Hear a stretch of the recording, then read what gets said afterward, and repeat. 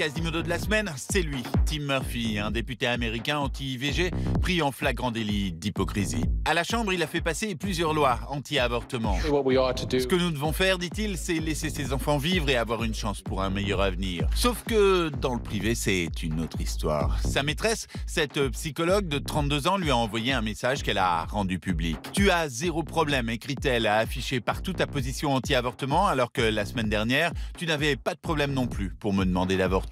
Scandale, donc. Ce Tartuffe anti-IVG est poussé à la démission. Il quitte cette semaine le Parlement la tête basse, pour ne pas dire autre chose.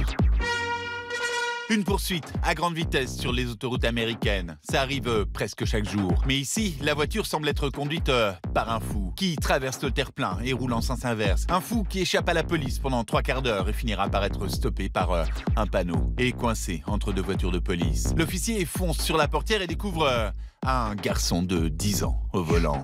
Ici, en rouge, échappé de l'école primaire. Il a volé la voiture de ses parents. Quand on lui demandera pourquoi il a fait ça, il répondra « parce que je m'ennuyais ». Il a une bonne excuse, donc. Quand ils sont contents, nos animaux remuent la queue, dit cette pub japonaise. C'est en constatant ce phénomène qu'une firme a créé ça.